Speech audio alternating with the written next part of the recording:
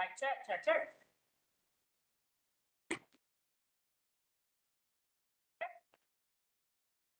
Good afternoon, everyone. Welcome to the September meeting of the Athens Motion Commission to implement the bike pedestrian master plan. I will share my screen and call roll.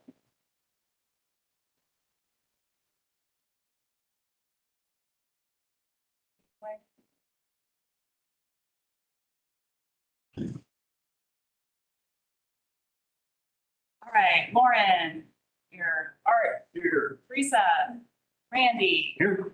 Alan, might be running late. Ed, Here. Lane, Here. Gabriella. All right, and then we have Aaron, who's in policy and projects with us today. Jason is at the helm in the room. Thank you, Jason. I think Daniel said he might be online, but I don't see that that's actually gonna, happen. We have staff here. Q is here.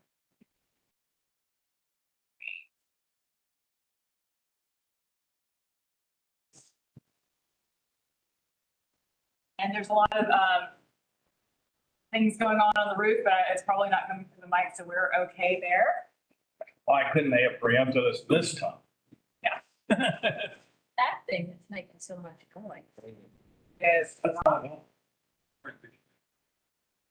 oh, yes, I can. Yeah.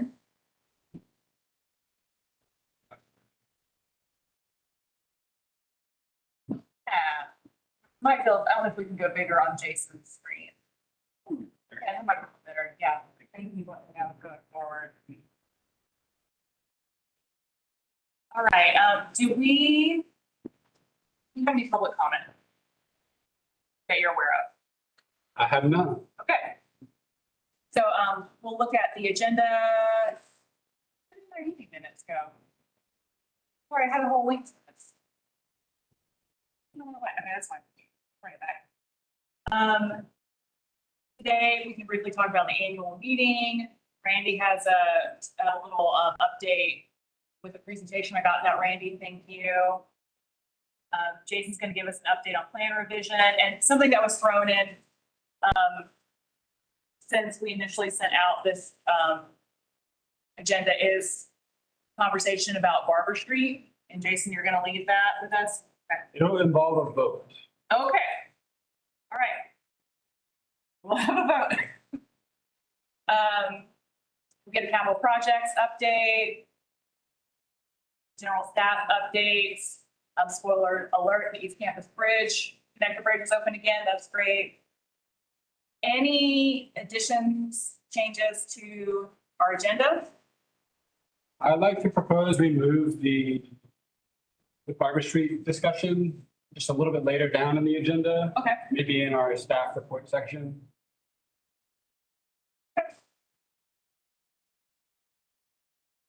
If there's just a few minutes, I wouldn't mind updating the commission on friendly discussion I had with Dan Silk about campus. Yes. Yes. When would you like to do that? I can keep it short. Let's do it.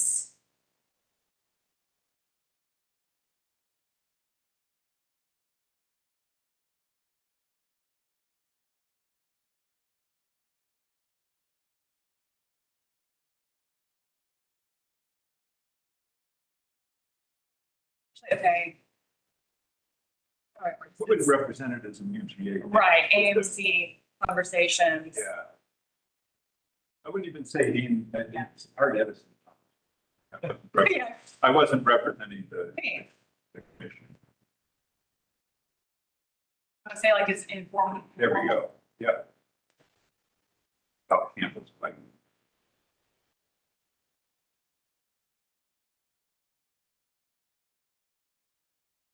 Yes. But if we borrow it, but I can hear it. I'm wondering if we can, Jason, do you think we could turn it off for? No, I'm gonna run and ask somebody real quick, just so we don't break something. Take a chair. Hold on, I think Jason's gonna go check to make sure it's not gonna cause any issues. That's okay. Yeah. I don't like it either, but I suspect that it's ventilation for whoever's doing stuff. All right, can I, while he's, Posting. can I get a motion to approve our agenda with these modifications? Second from Randy, all those in favor? Aye. Any opposed, same sign, okay? And, I'm sorry, I did have the menu, I did have the minutes link. Wait.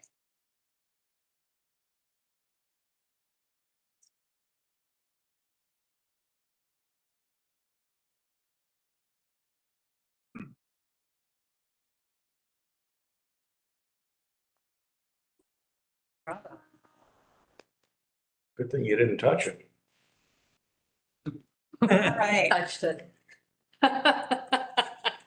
Next up are minutes from the August meeting.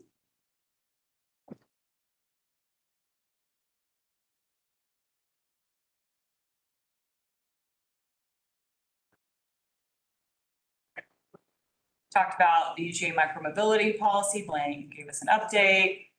T-SPOS, some plan revision updates. Talked about Safe Streets for All, and that presentation was given at the work session on September 9th. We had capital projects update and a lot of updates from Todd. Updates from transit, et cetera. Any corrections, changes to our minutes from August? I don't recall seeing them. I had just linked them and then they got deleted and then they're added. So they're in the modified doc, the active doc I'm working on right now. Okay. I'm sorry about that. They're on the shared drive too. Yes, I'm still having problems with email. I actually sent another email out when I added them to the shared drive, but I'm assuming that you didn't get it. No, we didn't. I sent it from a separate email account, I don't not think we the did. UGA one and not the Athens government one. I sent it from a third email account that for some reason you guys aren't getting that one. I see them. Are you sending it from the ACC Gov? No, I can't get into my ACC Go. That's kind of the, That's probably where the problem lies. yes. Have you ever been able to get into that? I have. I got a new phone last year Oh. and since then it's with the authenticator, the Microsoft authenticator. Uh-huh. I'm in a vicious cycle I never. that I can't get out. Can you have them text a code to your phone? It doesn't give me that option. Really? No. It tells me to check my That's what I do. authenticator, which I can't. Authenticator doesn't work. Yeah. Daniel and I talked about it I briefly. always use the authenticator. Doesn't work. I don't like it. I've deleted it and re-added it, Yeah. tried to remove my account, add it back in. We need, Daniel, we talked about dedicating some time, not this meeting, Yeah, to trying to. okay. Yeah, sorry about that. That's okay. I mean, Uh, yeah. We've been uploading them. Yeah, The shared- which actually helps me out a lot, so Good, yeah. to have it already Do up. that, and then I've sent an email that, hey, they're uploading, but it doesn't sound like it's going through. I'm still receiving all emails. Okay, so they're forwarding. They're forwarding. I've always had them forwarding to my other account, so I'm receiving everything. Okay. Yeah, we'll come back to that. Yeah, I'm sorry about that. But thank you for putting them on the drive. Sure. Yeah. Can I get a motion to approve our minutes? I'll make that motion. First Teresa, second from Randy. All those in favor? Aye. Any opposed? Same sign. All right.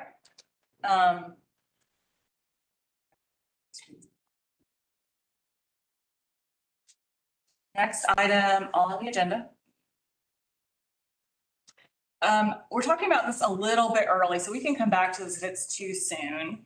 But in November, we usually have our annual meeting. And that kind of takes place of a December meeting, because usually our December meeting would fall around Christmas. Christmas, Hanukkah, all that good stuff. So wanted to check in, and also usually our November meeting is the week of Thanksgiving, that Tuesday. Nice. I won't be in town. So does anyone have concerns about meeting that week of November, the week of Thanksgiving? Do you want to meet the week before? Do you want to wait and talk about this until we're closer? Week before is an Athens in Motion meeting. I'm sorry, the Oconee Greenway Commission meeting. Okay, So I would be unable to make that. gotcha. And the week of, I won't know until my in-laws tell me where I'm supposed to be.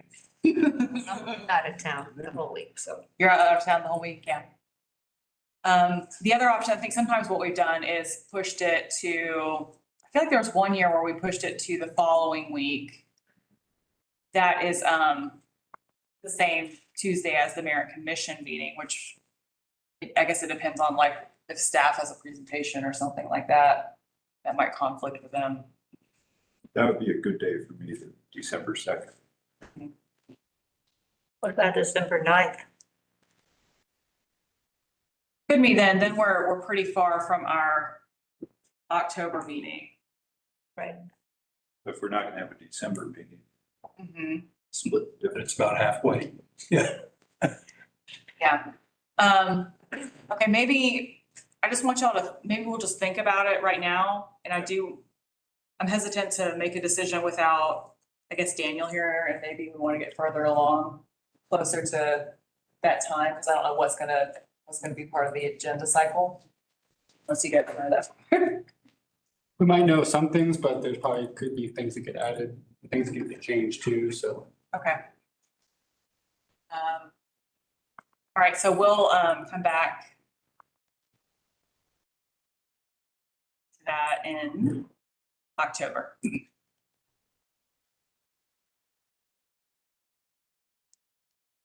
And then I've already mentioned this a little bit to Daniel and Katie, but there's a bunch of projects we have going on, and I kind of wanted to have like just an update to send to include with our report. I imagine it'll be the same format. I hope it'll be easier this time because it's already just like the projects are listed. It's just like, okay, maybe this has now gone from preliminary to, I don't know, construction or engineering or something, just to pass along. So, and I can talk about that when we get closer. I'll get with y'all. I'm trying to have things done a little early because last time it was pretty late because we were in the middle of T-SPOS presentations and all that, getting the submissions together. So I'm trying to stay on top of that. But for everyone else here, just know I will be asking about activities and whatnot that we have done.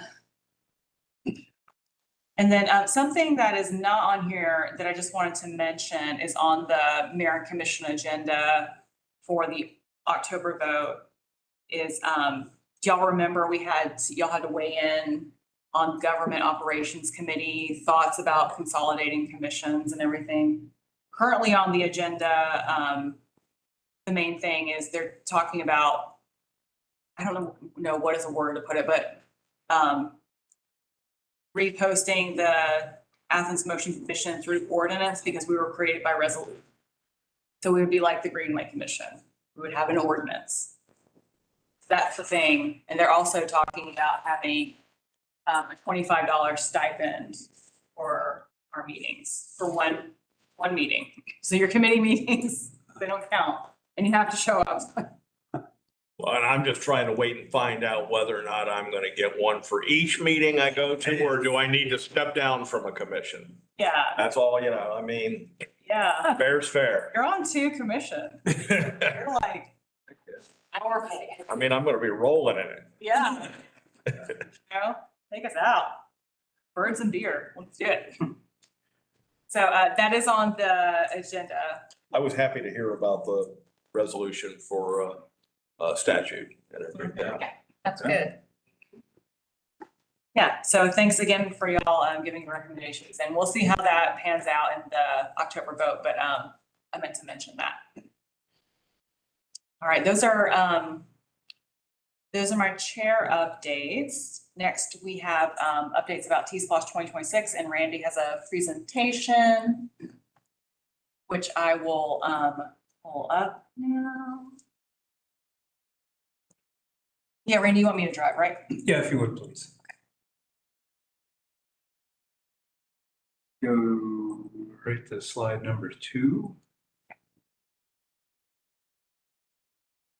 So what you could see there Can you zoom in a little bit more, Jason? is that this is the overall timeline of the, I can try, I'll try and pull it in too. so currently there was a presentation made on the 9th. The Mayor and Commission with the projects, the final project list out of the committee. No negative feedback, so I guess that's at least approval there. So now the next step is starting October 15th, input on the candidate projects. And if you go into the thing.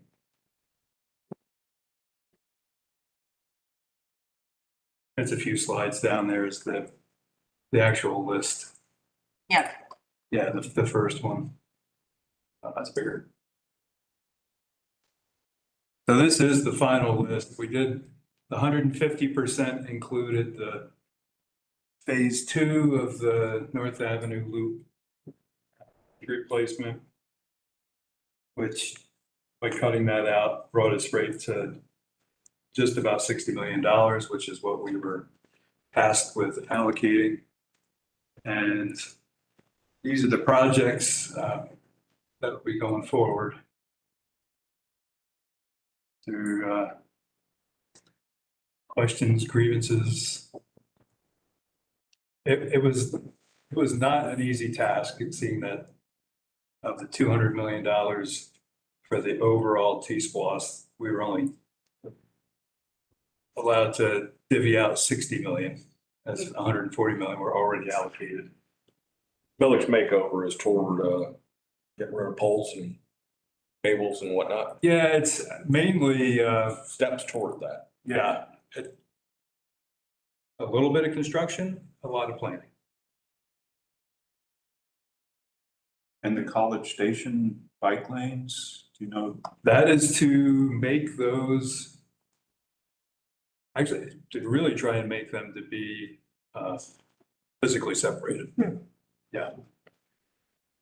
That is, was it posted 35? And it's normal. speed. Largely ignored. Yeah, it's 55 or 60. Stretch a lot, so, Yeah, it's, that stretch is crazy. So that's what that is there. A lot of smaller projects about crossing improvements on the north side. We did get the Vision Zero action plan in there, 6 million to that. The other biggie, Barnett Shoals Crossroads Safety Project. So looking at additional crosswalks. Which section? That from Lexington up to, Barnett Shoals. yeah, yeah. And you know, what can we do? There's not enough money there, but at least planning, what can we do to make those bike lanes safer? Dirt road improvements, bus stop improvements. I don't want to ask about every one of these things, but the Safe Routes program, number 15. Yeah, so That's a staff project? Yeah. The departmental application that we had proposed to get some funding to go towards projects that have already been identified from our Safe Routes to School audits that have been done. So there's kind of a backlog of projects that are more expensive that we just don't have the operating funds to go ahead and do, but we do have a list of projects that we've identified as a need. And that's what that money would go towards. Initially, we had applied for Safe Routes to Schools, Safe Routes to Parks, and Safe Routes to Transit. And I think it might have got cut a little bit, so we'll see how it shakes out, but those. great. The East Side Athens Complete Streets Redevelopment Project is mainly, they had 3 phases. This is mainly for phase 1, which is improvement of Cedar Shoals and then Gaines School down to the schools there, Hillsman and that. And that's really about it. I'm trying to remember what the bridge replacement phase 1 is for the North Avenue project. Do you? I can't remember. I kind of just lumped them together in my I mind. know, I'm trying, let's see here. Yeah.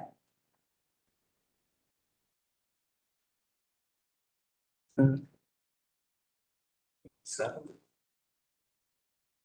Pretty sure it's not going to include the bridge replacement. Yes, I'm curious what a phase 1.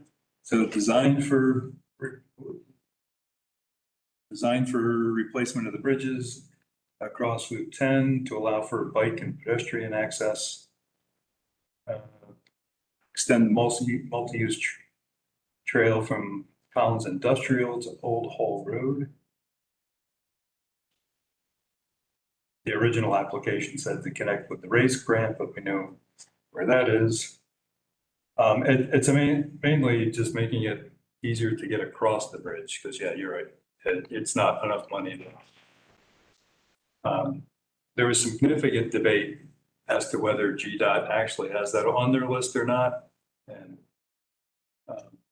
Yeah, I think it's still on boards. It's just been deprogrammed. that was nice. I mean, so hi. Yeah. Curious about all that. I'm also wondering, like, what's the point in spending $7 million on a bridge that's gonna get replaced? But I just don't have the information. Oh. You know.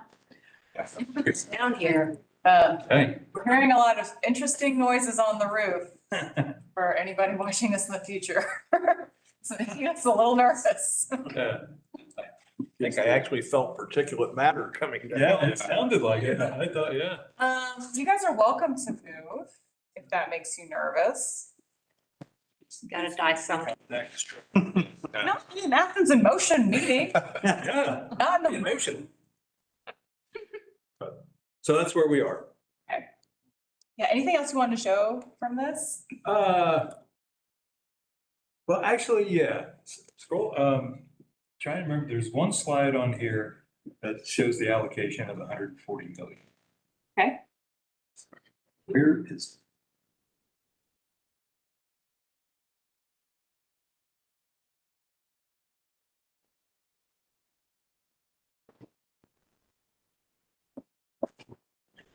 It's a couple slides down.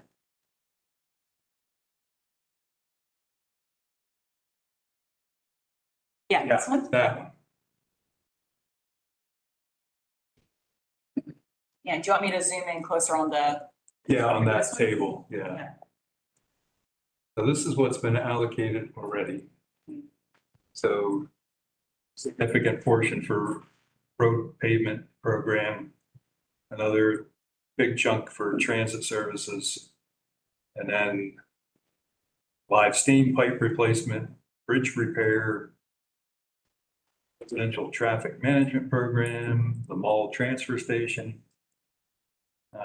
bus life cycle replacement, and then a few extra dollars added to some past T-SPLOST projects. But I might start a road construction business.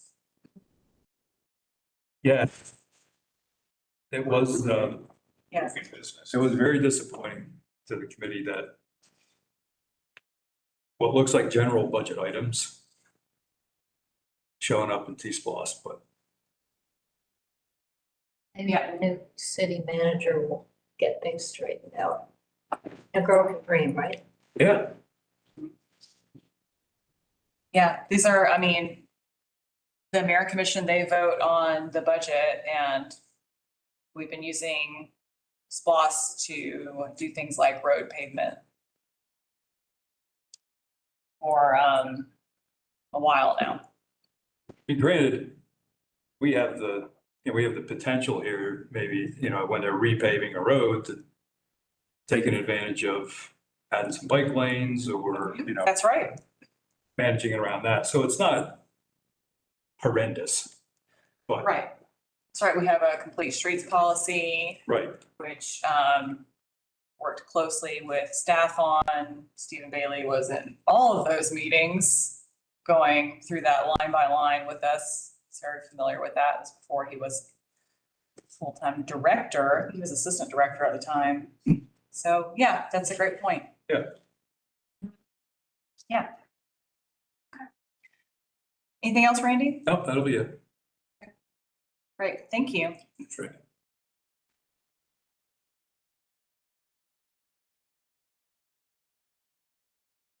All right, and real quick, Athens Motion Commissioner Art had an informal conversation with Dan Silk over at UGA, not officially representing Athens Motion, but with the context of an Athens Motion Commissioner and as a writer and member of the campus community. Yeah. Yeah. Yeah, so when it became apparent what an impact the new rolling plan is on people who commute by bike, I reached out to Dan and got an appointment and it was a very, very friendly and really uplifting meeting, actually. I think he's totally, I think he's very sympathetic to the concerns that I expressed. I essentially, I just said that the whole campus is sort of redded out. Yeah. And all of the safe ways, safe meaning not traffic, are now prohibited, and you have to push your bike or carry your skateboard kind of thing. And then there are roads there, but these are the same roads that have so many problems with incomplete bike lanes, traffic that still is pretty heavy and sometimes not really, going pretty fast. But it's really the incomplete bike lanes that I raised the concerns with. So now we're really forced to go around the perimeter, either Lumpkin or East Campus, to go from south to north.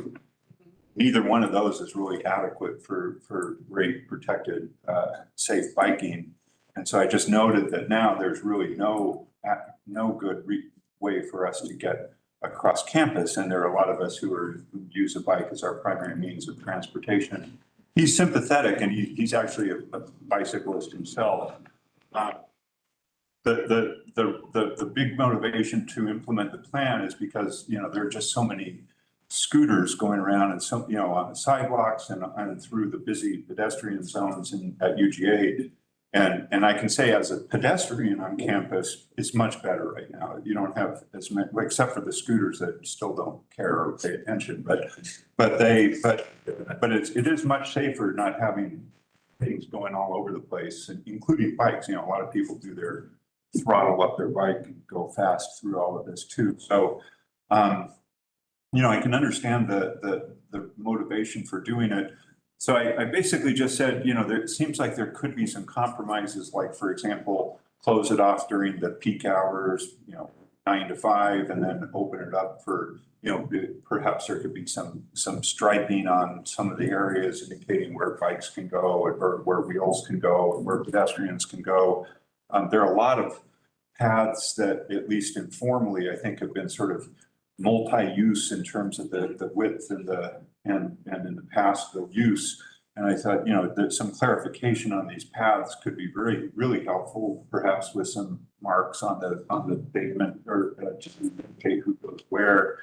And then the really improved bike infrastructure on the periphery where we now have to go is really warranted, and there are a lot of places where it's hard to see where that's going to be built, but at least as a compromise, it seems, I threw out that seems like getting a lot more green markings on the pavement would certainly help. Sort of East Campus, for example, every time the bike lane runs out, if there was a continuation of some green paint on the pavement that to indicate to cars that bikes should be there, and those kind of things. So we had a friendly discussion. I think he's very sympathetic. I think there are a lot of conflicting needs and interests. I guess to put it bluntly, I feel like it's sort of try to be one size fit all to take care of a problem that isn't really get solved with just this. I mean, still there are scooters and bikes all over the place on the sidewalks that I see on streets that feel unsafe to bike on, like, for example, agriculture into Brooks, there's no bike lane, there's no protected, there's not even a protected sidewalk along there. So, but these people are just self-preservation. They're going on the sidewalk on their scooters, and I can't say I blame them. I mean, I tend to know, I'll say, hey, you shouldn't be here, but I understand why they're there. So I think that a lot more has to be done. And one of the suggestions that I made to Dan was that, maybe what the campus could use is something like a modeled after Athens in Motion, maybe like a UGA in Motion group that is comprised of staff, faculty, students, different units on campus that would have an interest in this. Yeah. And get representatives of volunteer or elected to serve on an advisory role and connect with this committee. And, maybe there could be a lot more that we could do all together. He seemed receptive. There's a big grant that he's waiting for that is a planning grant about campus safety and infrastructure. And he thought it might fit in well with that once that's official. So does that seem consistent? Yeah, no, exactly. He said it was a 10-year planning. Yeah. And that maybe this is, and that planning grant has community engagement as part of it. And he said, maybe this would really check off that box of community. Gabrielle? I could counter for a second. I was spent a year at CSU, which has some of the best bike network that I've ever seen on the campus. And where was that? Colorado State. Okay, Colorado State. In It's Fort Colorado. Yeah. Fort Collins. And Fort Collins has some of the best bike infrastructure I've seen in a college town. And the campus itself has designated bike lanes and designated pedestrian pathways. And yet the college students are on the bike paths, walking on the bike paths all the time. And so I just point out that, I'm not saying that we shouldn't aim to do those sorts of things, but it's like sometimes even when you put your best foot forward with those things, they don't always pan out the way. Imagine that, college students breaking rules. We have a committee member. Yes, Aaron Redmond, member of Policy and Projects Committee. Can I just ask, because when I saw the map too that went out via email, it looked like the entire campus was Big real red bikes. splotch. That's not necessarily the case, right?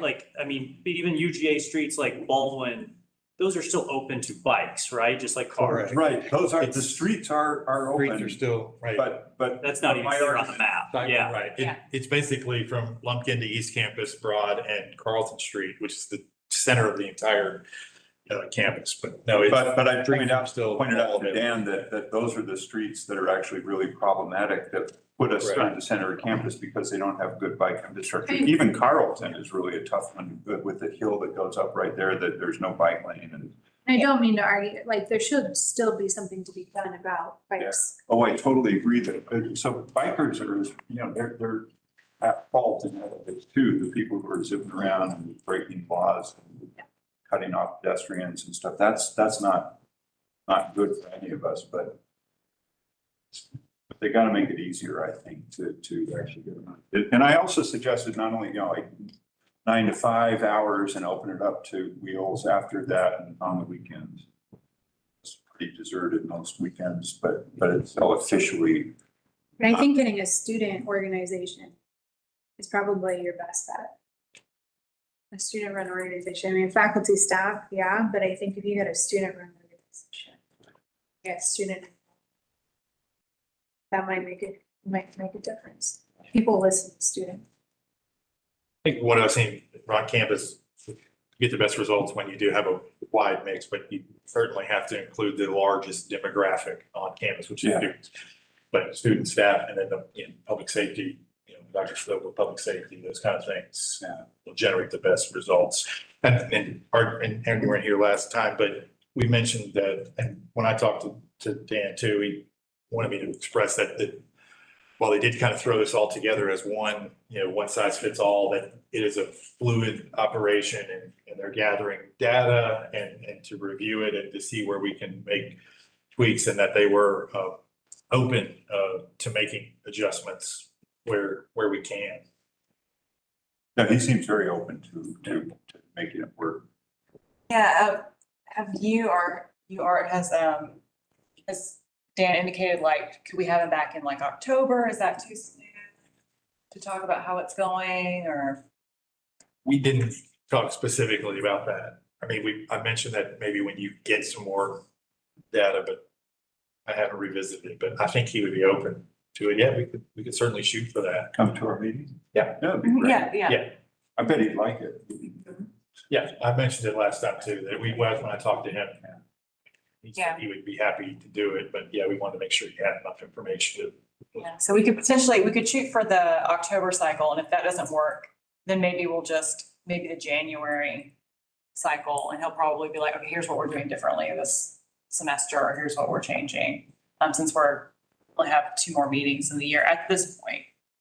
But yeah, I'll send you an email just to follow up on that. Yeah, we can make a formal request, Yeah. invite. It's within UGA's interest to have some kind of alternative transportation on UGA campus. 100%. I mean, they're running out of parking spaces. Right. Running out And of road space. Yeah. They ran out of the spaces back in 1985. Yeah. Parking that they keep trying to make continue. But anyways, It's expensive. yeah, Yeah. Decks are very expensive. yeah, Very and parking is expensive. And they promote, I don't know how many of you guys know this, like an alternative parking pass. That if you bike on campus, that you get like a parking pass for 1 day out of every month to park in the deck. If you bike or walk to campus for students, and so, there's an incentive for that. There is. Someone's smiling in the back. Well, sorry, I know I'm not supposed to comment that much, but Yeah. I had thoughts about, yeah, okay.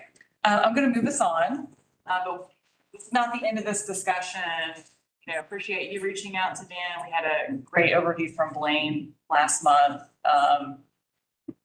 And yeah, we're all trying to figure this out. Our town is not getting smaller. Town is not getting smaller. Student population is not smaller either.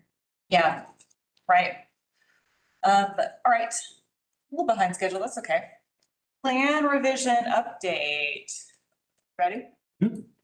Yeah, we just received this week from Tool Design, the consultant working on the plan update, their kind of final draft of the fall engagement materials, public engagement materials. It's going to be an online story map with kind of a history of all of the different data and public input that was reviewed in the 2018 plan and all the different planning efforts that have taken place up till now. And then things that were considered and all the different variables that went into updating the proposed network. And so you'll kind of see all the history of that in the story map, and they kind of walk through and have some maps and things like that. And that should go live in the beginning of October. Okay. And they're planning to be in town in person to do a pop-up event at the Porch Fest in mid-October.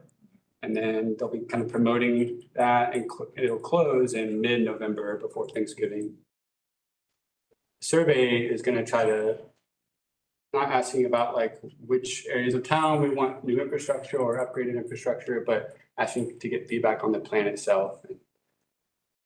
Maybe like questions about implementation for them. So some of the questions we have worked with them to draft are kind of getting at, like, if it was up to you, would you want new money to go towards upgrading existing facilities that are maybe substandard, make them safer and more comfortable, or would you like money to go towards just new projects? Mm-hmm. And so it's kind of those kinds of different ways of thinking about it. And we have a meeting, our team later this week, to sit down and go through and look at that draft materials, provide our comments on it, and it should be ready to go in October. So that'll be the next big part of this project. We're looking to get this in front of Mayor and Commission sometime in the spring. That's right. I think we're targeting March. Okay. So these are tentative dates, but that might mean there could be a potential for a work session in February. So we'll have to start thinking about getting on the calendar for that, and then what that agenda cycle might mean if it's The work sessions are usually very beginning of the month, and then we have an agenda setting halfway through the month, so mid-February, and then potentially voting to accept the plan in March. It could be an example of what that might look like. Any questions about where we are with plan revision? Okay. All right, thank you, Jason. Moving on to capital projects. All right, we have listed out here some of the planned and tentatively planned mayor and commission agenda items. Quite a few in the current cycle. So they had their agenda setting last week for the 4 items listed there. The West Broad and Hancock Neighborhood Pedestrian Improvements Program, concept approval, Hawthorne Oglethorpe intersection, the eminent domain resolution, Stonehenge Neighborhood Sidewalk Project concept, and Sycamore Drive Sidewalk Project concept approval. So all 4 of those will be on the voting meeting in the first week of October. And coming up, I think this one might end up getting bumped to the November, December cycle. But this is for the Reconnecting Communities Pilot Grant Project that we received from USDOT. And kind of the project area for that is it's a planning grant to do some feasibility and transportation planning and concept development for transportation accessibility and connectivity improvements in the Alps, Hawthorne, and Oglethorpe Avenue corridors. So it's kind of a big T, yes. I didn't hear what RCP, It's Reconnecting Communities Pilot Program. Reconnecting Communities Pilot. Yes, ma'am. Yeah, we should write those out, you know. We have some sparsely used acronyms that would be better understood that way, so. Thank you, Teresa. Is there a place that we can like see the concepts? Well, they haven't been developed yet. What this agenda item is for, it's gonna be notice of award of a consultant. So we've been going through the procurement process to identify a firm that will be working with us through that planning process. And Were you asking about the concepts for the like Sycamore engine? Yeah, the ones in September. I believe this should be attached, well, the agenda may not be. They would be attached to the agenda, right? it would be, At this yeah. point, So that if would you be, went into the September agenda setting meeting on the Mayor and Commission agenda website,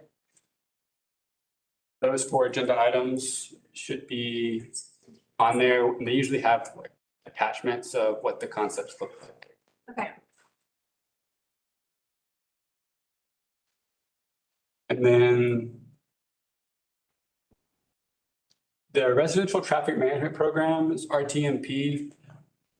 This one is not quite straightforward. So there was a vote, I think it was when they passed the fiscal year budget back in June. They had put some money in there for RTMP, so traffic calming in residential areas, but specifically for certain roads. That money is going towards some roads that were identified by the commission and that had been identified in, I believe, last year's program, that were kind of like legacy projects that hadn't been funded. And those will be in a contract that's getting worked on. And then there'll be an RTMP 2025. So a different list of roads prioritized for residential traffic calming. And that list is still being worked on and finalized. So that would be another agenda item that's on the horizon.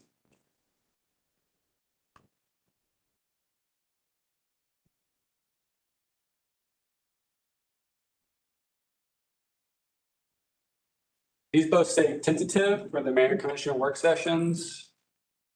And our pavement management program for calendar year 2026. They're working on putting that proposed list of roads together and putting some maps together for the mayor and commission to kind of review and discuss.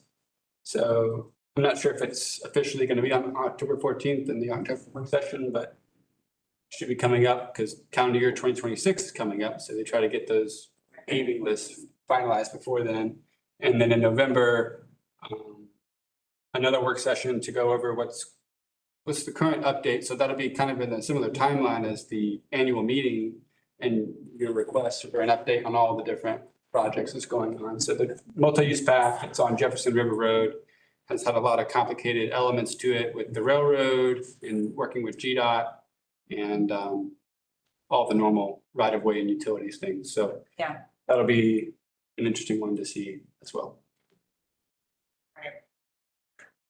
We don't have any easy ones. I feel like everything we have is like, oh yeah, there's the railroad. And oh yeah, there's the utilities. And oh yeah, there's a gas line.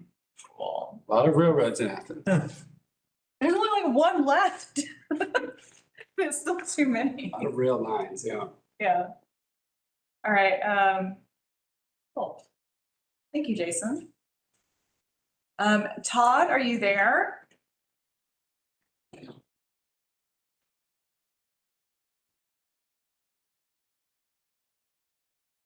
Todd, can you hear us? I'm here. Sorry, I was typing an email. So There he is. multitasking. We can see you, but we can't hear you. Okay, hold on. Let's see.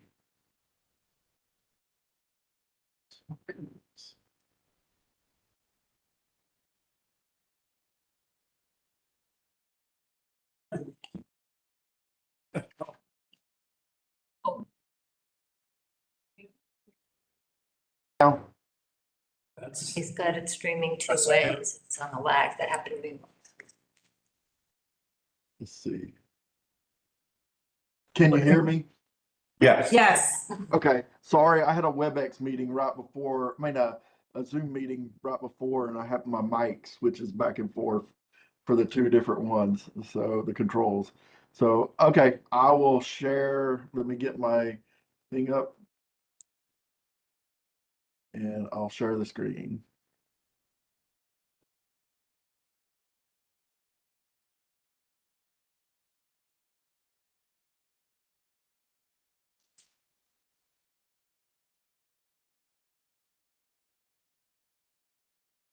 Well,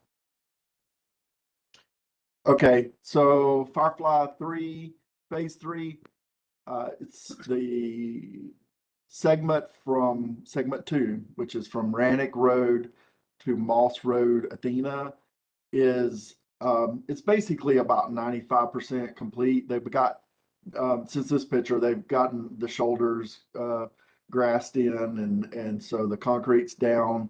The only piece that we had left was the colored concrete that we have on the Firefly. We were just confirming the color at the last construction meeting. So we got the mock-up looked at and approved, and so that should be coming soon. And then concrete work is continuing on segment 1, which is Hancock Road to Rannick Road. So it's the very front end of it. They were forming and pouring concrete when we were out there at the beginning of the month. So I haven't been back out there. We've given the contractor clearance to start clearing on segment 3, which is Moss Road, Athena Drive, up to basically the Oakmont 2 subdivision parcels. The staff is still, Splost office, capital office is still working on the easement acquisitions for those parcels in Oakmont.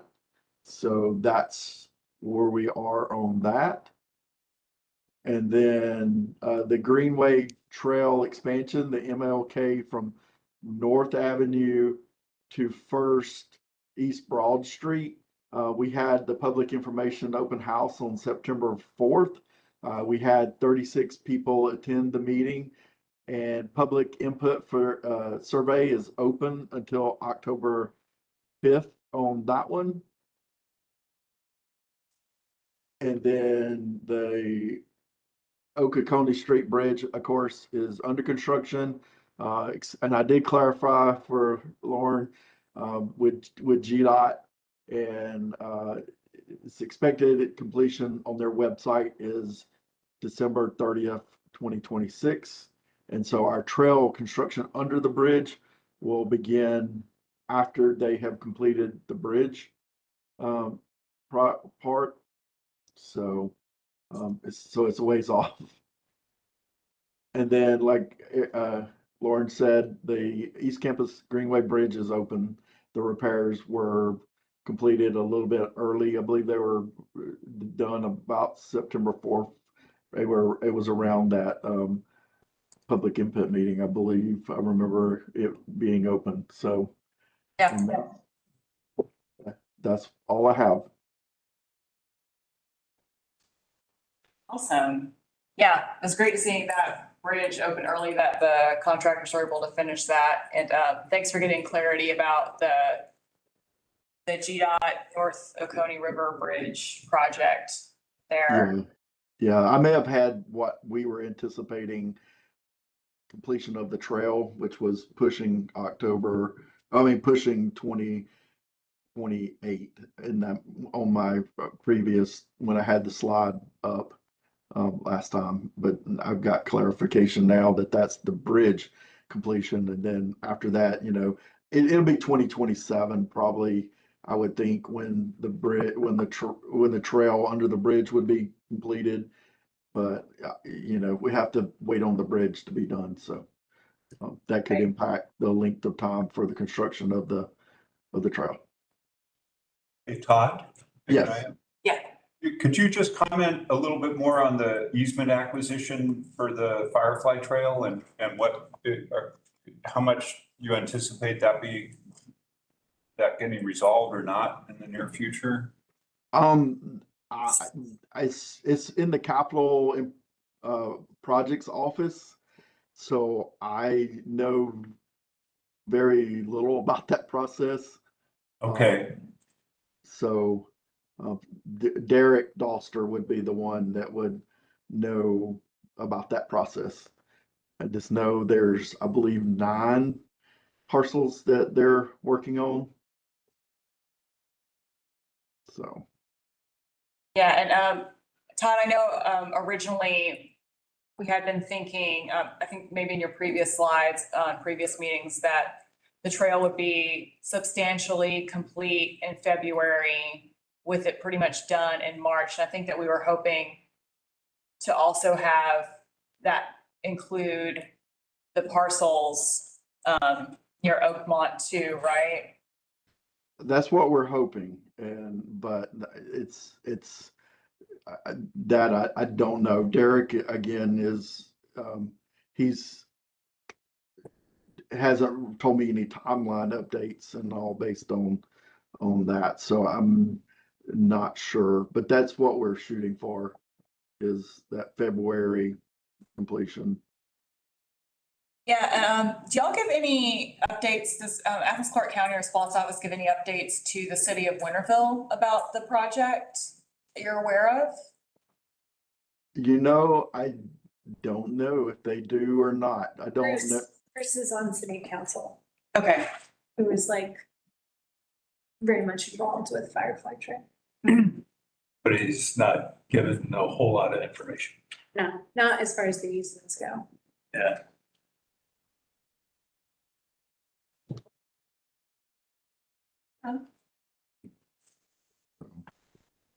nice.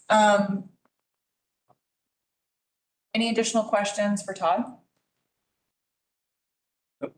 All right, thank you, Todd. Yeah, no problem. thank you.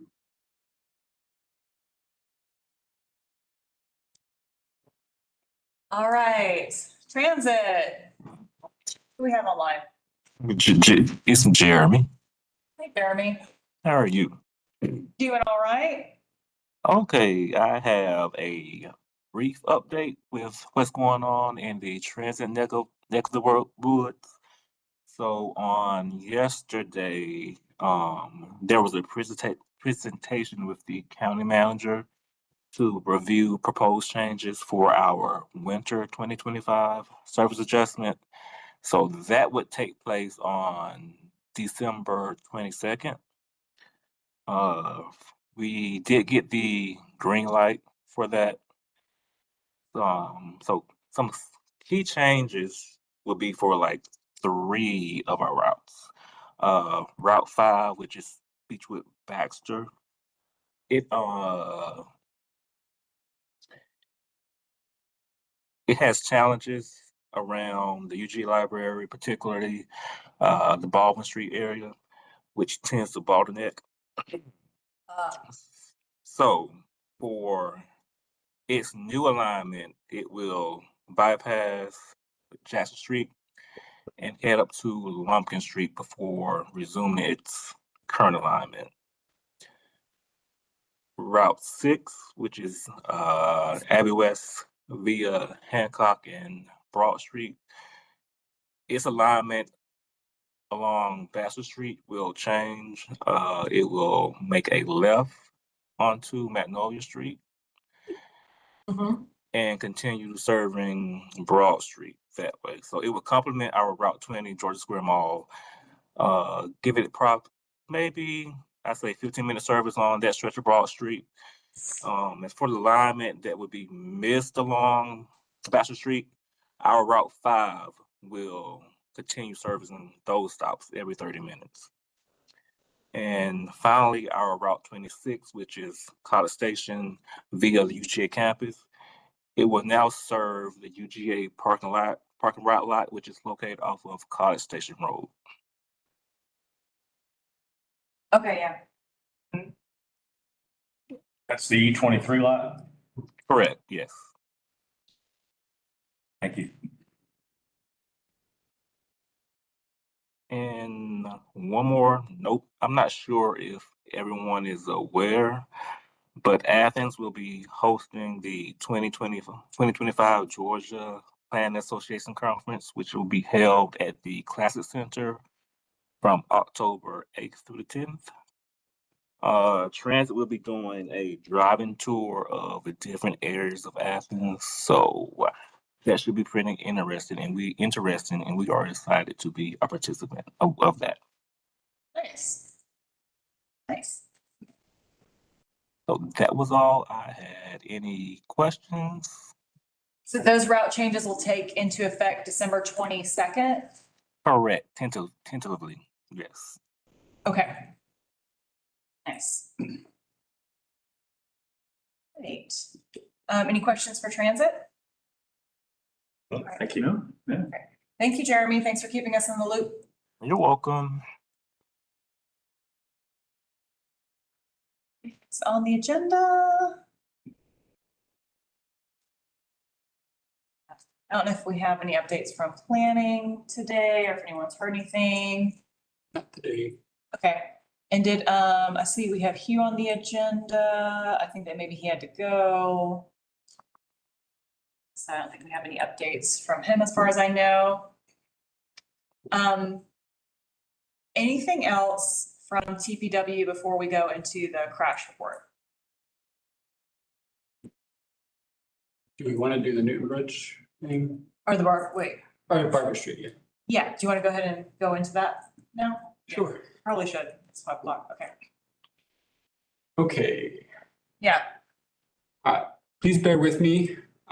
We had a request from the project manager who worked with Jacobs in the SPLOST office that's managing this project on Barber Street. And I'm going to try to explain the situation and try to get a response from you all. Yeah. Let me know if it would be helpful for me to provide them with context of where we've come from.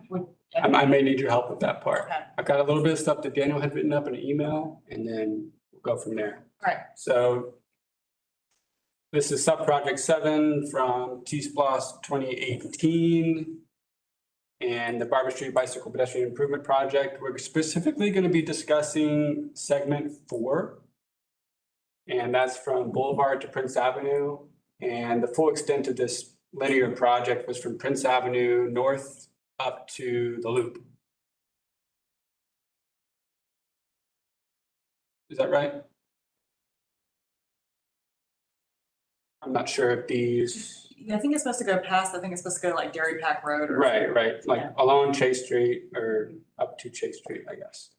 I'm confused. We're moving in multiple directions here.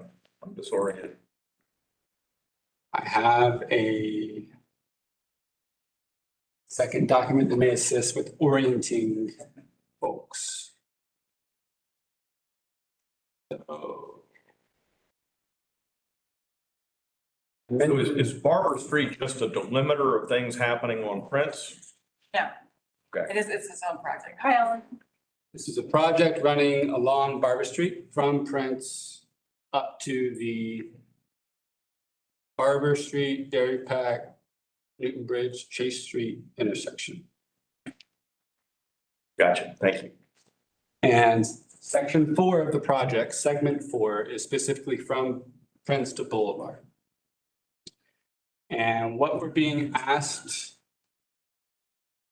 by comments on, or to provide a recommendation on, is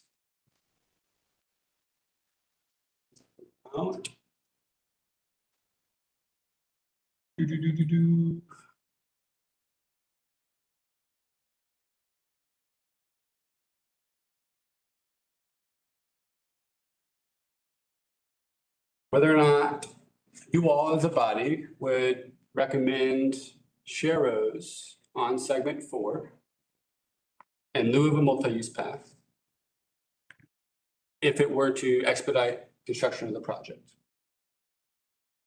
So here's a little bit of history. Back in April of 2021, Sharrows recommended along this segment, while segments 1 through 3, we're going to be looking at a multi-use path separated from the roadway. And each of these are Athens in Motion Commission meetings or recommendations or votes. And then a couple months after that, in July, you all had made a point to state you felt that segment 4 was a priority along this project. And there were some Athens in Motion Commission preferred concepts for segment 4, while the preliminary engineering was moving ahead for segments 1 through 3. So segment 4 was kind of held back from preliminary engineering and continued after reviewing multiple alternatives. Athens in Motion Commission unanimously recommended a 12-foot two-way separated bike facility and 5-foot sidewalk for segment 4. So that obviously is not Sharrows, right? And October of 2022, you all adopted a comprehensive recommendation for segments 1 through 4 that included the 12-foot two-way separated facility with this 5-foot sidewalk, and confirmed segment 4 was the highest priority of the 4 segments. And that was reconfirmed in January of 2023.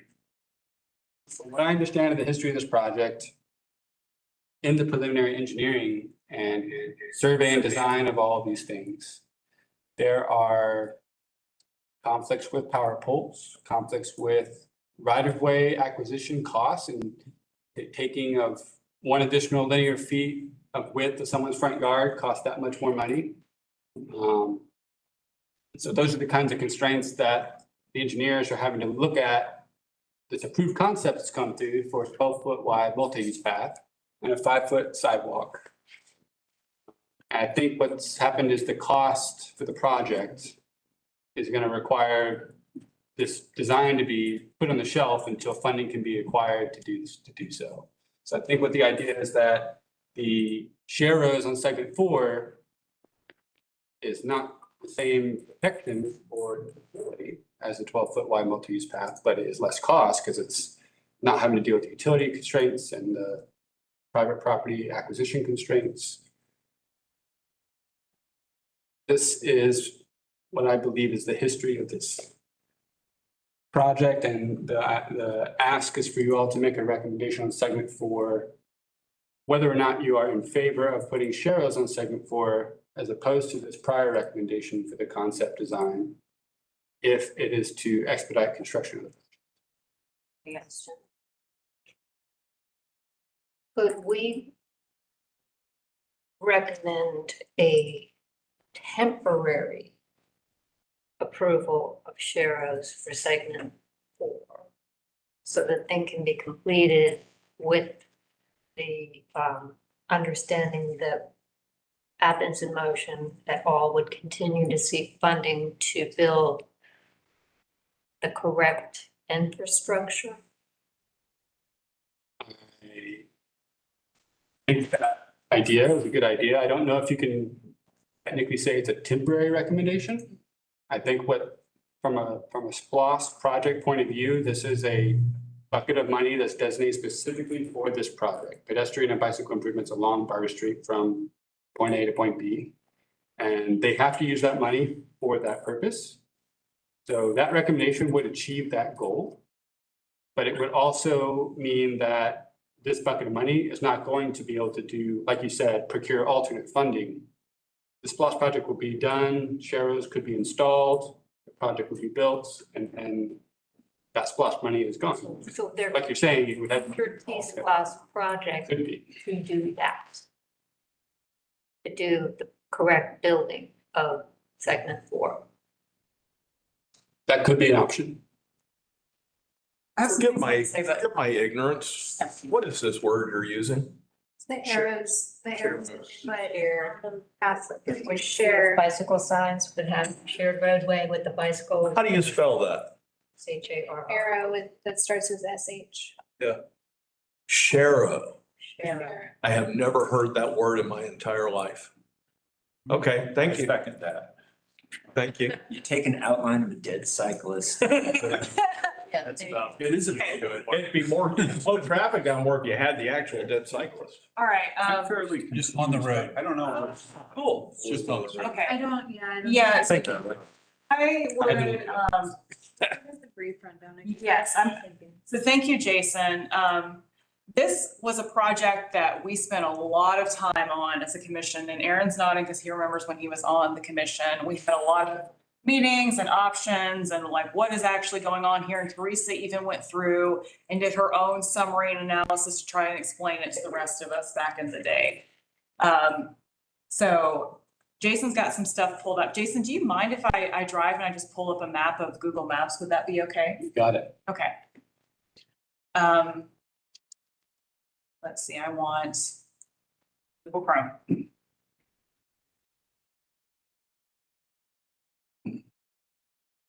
Okay. All right, so once upon a time, there was a tier 1 starter pack project called Barber Street, and it is, can you zoom in a little? I don't know if you can make the screen any bigger. That might just be up to me, Jason. It is double tier 1 bike pedestrian. Down here, you have Prince Avenue. Up here, we have Barber Street. When this was presented to us, this project from Prince Avenue to Dairy Pack Road or Chase Street, as Jason just mentioned, it was divided into 4 segments. And the reason for that is something to do with the context of the road. And because when the Athens in Motion plan came out, this initial segment between Prince Avenue and Boulevard was a separate segment from Barber Street. And we're not sure really why that was, but I think the thinking was behind it is at the time when the plan was released, no one knew what was going to happen with Prince Avenue. So it was kind of its own thing from Boulevard to Prince, and so was Finley Street. Finley Street was separate. So they weren't part of the Barber Street project. That's changed. That was one approach, whatever. So this Barber Street was divided up into 4 segments, section 4 being that part from Boulevard to Prince. And the reason why this comes up now is like at one point in the early presentations, staff asked us, and maybe the consultants did as well, to rank the 4 segments as to what was our highest priority for infrastructure if it came down to it. And this commission, this body said that our highest priority was segment 4 from Boulevard to Prince, getting something on there. That was our highest priority. Now, initially, when we presented our recommendation to the mayor and commission, it was a different commission at the time. And we did say we were fine with the sharrows. Bike and safety advocates these days don't feel that sharrows are infrastructure. It's just paint. I mean, now paint is helpful because we have just paint in places like Hancock Road, right? it can be useful, but regarded as not being infrastructure. But we had a recommendation, we said, sharrows are fine. But then the commission at that time said, you're not doing enough. So we had to go back to the drawing board with this. Did some more research. Mayor and commission. Yeah, the mayor and commission said you're not doing enough. Okay, so then came back, had some other recommendations, and then we came up with our next set of recommendations, which was this 2-lane bidirectional bike path sidewalk on the other side, all the way down Barber Street. That was it. Gets in front of the commission, it's a different commission. And then the commission has their own CDO where they're like multi-use path up until Boulevard, not our recommendation, and then some multi-use path, I think, continuing on. So sort of switching between we don't agree with. And so now this is back at us and the costs are ballooning. And so my understanding, Jason, is they're like, okay, understanding like we're running out of money, would this commission recommend sharrows if it meant that we could keep things moving? Is that right? So it's a very specific question. Are we into sharrows or are we just not into sharrows, or are we supposed to, do we have what do we recommend, or do you just? What is the ultimate goal here? If we're moving sharrows, what are we moving towards with the sharrows? Plus, I don't understand, why does it matter? What, because we've made recommendations several times. Yeah, They're changed. And sharrows yeah, only benefit, well, honestly, they benefit no one. But Paint company. yeah. Other than the crazies, which a few of us sit here, no one else is gonna ride on that road with sharrows. No one. And is my memory of that segment of Barber Street correct? There's just not a whole hell of a lot of road or free space on either side to make a 12-foot multi-use path. And so I'm glad you asked that. So one of the specific things we recommended for this segment here is in lieu, so we would have minimal property impacts. We recommended taking away the public street parking. And that was with the goal of like doing less to these folks' yard. Now there was pushback on that. I bet. I bet there was a lot of pushback. Like, we thought we were doing you some favors, trying not to, intrude. But look how much parking. Yeah, and they have parking behind. There's parking behind, it's just that cars are bigger now. Huh? I think there was one property with no parking. And- Yes, And except that there's a space behind it and it does have a shared driveway. Anyway, that's, so maybe my question is, do we have a sense for like how far over budget we are? Or like, what does that look like? Or what kind of delays are we talking about? I know you're like the messenger here, Jason. And is this a stopgap or simply a different plan? All right. The best information I have right now, and I think it is an option if we need to schedule a different meeting to talk specifically about this. Yeah. The people that haven't. Yeah. But it's a cost problem that the utilities cost and the right-of-way cost are exceedingly more than what they have in the budget. And this decision to make segment 4 sharrows makes significant strides towards reducing that deficit in the budget. I don't know if it's all the money they need that would like save the project that can construct the whole thing. I understand that it's not ideal as far as. As in more than just segment 4. I think the costs are spread because there's utilities and right of way on other segments as well. But I think specifically segment 4 has like right of way and utilities that are seriously. And what we sacrifice segment 4, I guess is the question. Which side of the street would the multi-use path be on and which one is the sidewalk? It would be on the right side. We're on the parking. So Jason, in terms of language, Could we say that we would accept the use of sharrows in segment 4 in the interest of completing the connection? But we do not recommend sharrows, because I don't recommend sharrows. I don't think anybody does. But we would accept it for now. I like that. Because I don't, we cannot say that we recommend sharrows. Right. We don't. Absolutely do not. And it could be also, Last another 10 years. Exactly. Yeah, I'd like to ride it. could we also say that we would like to see some, traffic calming Write it down. measures put in place, the vehicle speed. Risk. I don't think speed tables would be acceptable. Whatever, you know, Well, that's so close to the hospital. whatever measures there are that slow people down, because I think that if you're gonna be letting bikes and cars mingle, and cars have to be slow, and they have to be tuned in, they have to be aware. So maybe the question is, like, this has been presented to us as like, would we recommend sharrows instead of, but maybe the question, or maybe is there options, are they looking into other traffic calming measures? Not saying I'm into that as a solution, but is this only about sharrows, or is this like, we can do something else? Because it doesn't sound like from a budget standpoint, we have another option. How far over are we? Okay.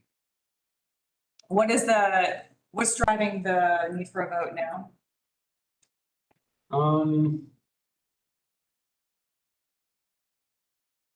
Sorry, I don't know. I think that they had a work session and might have been discussing this with the mayor and commission recent months. And I think they're trying to get from preliminary design to final design.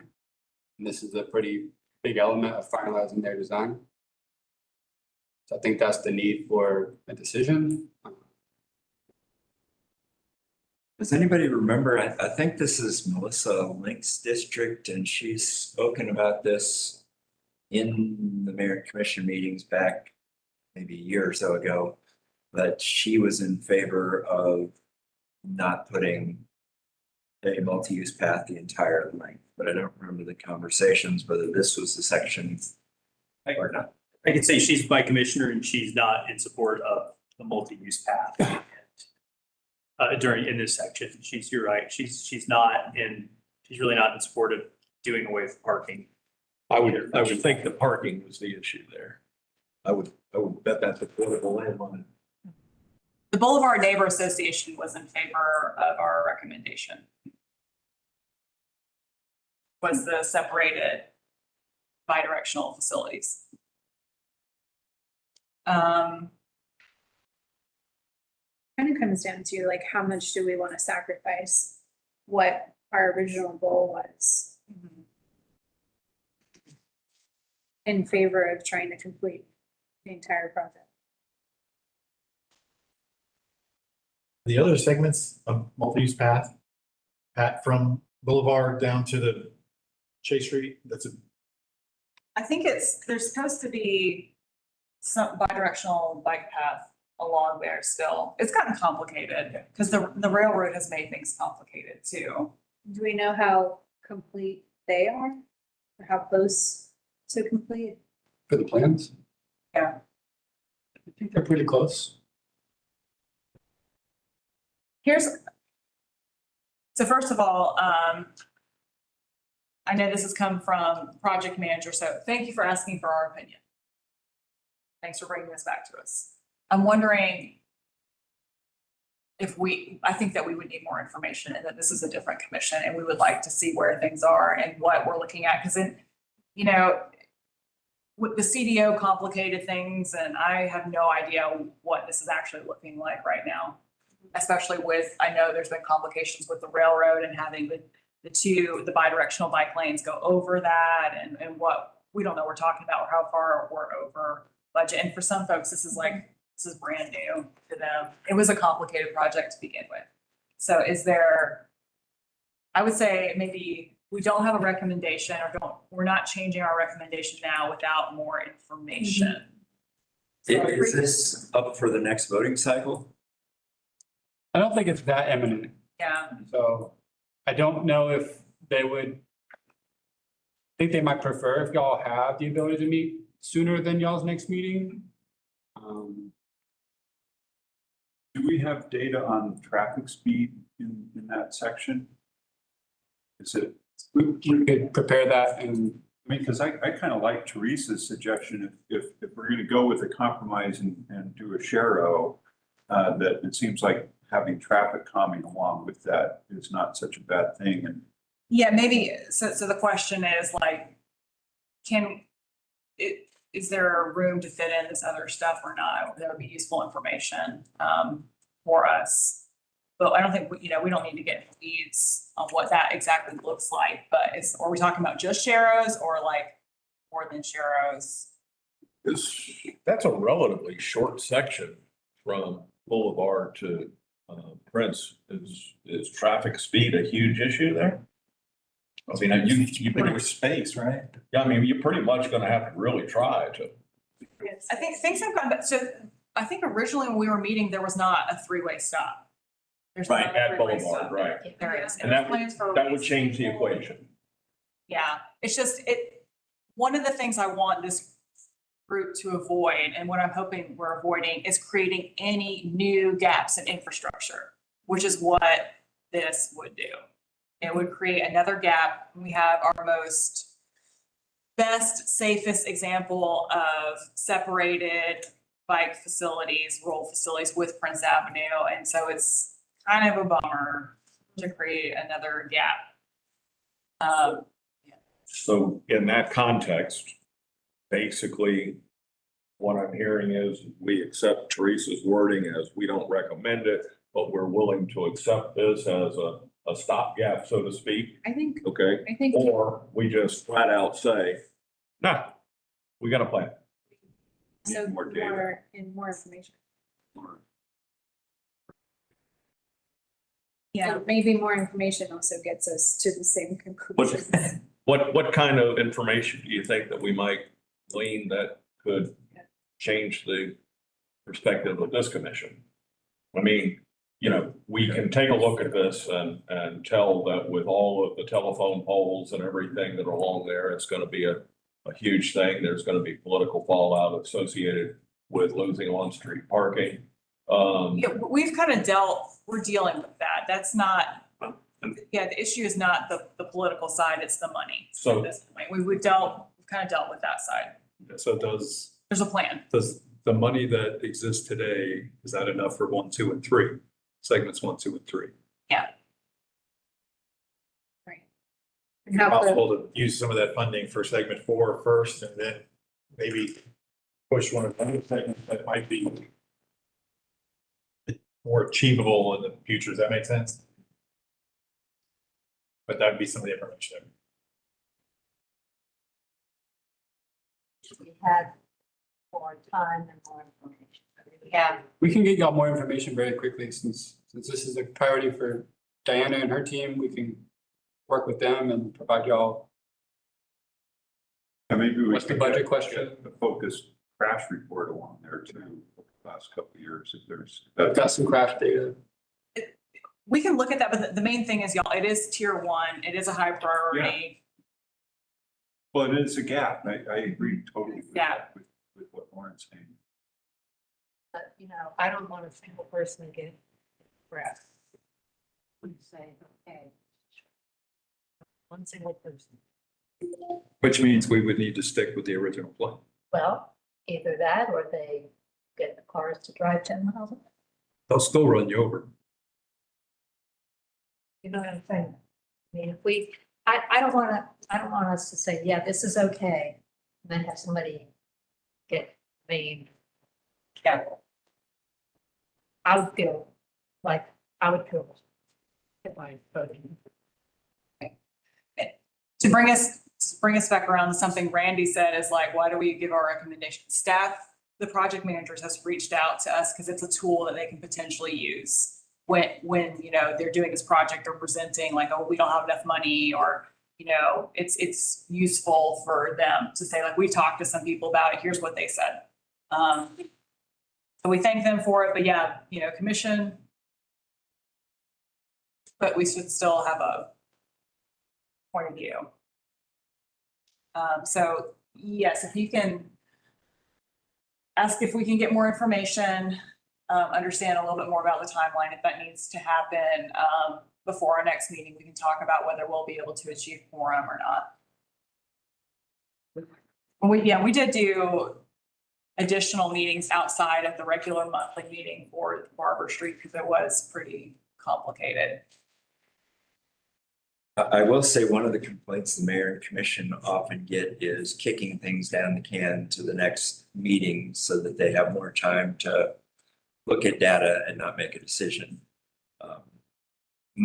My personal thoughts is they're gonna most likely, they've made up their mind. I won't mention where it goes, but I can count the votes in my head. But I would think it would be safer for us to make the recommendation that they build it all the way through, realizing that that gives them something to push back against, as opposed to a blanket statement that gives them the, just move forward on consent. For the woman I worked with for many years that I respected the heck out of, and her answer was, if you need an answer today, the answer is no.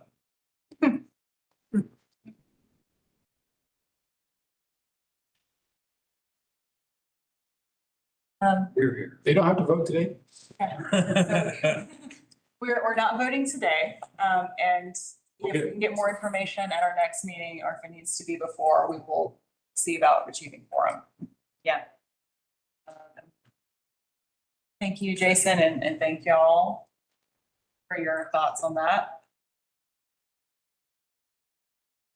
Barber Street come back.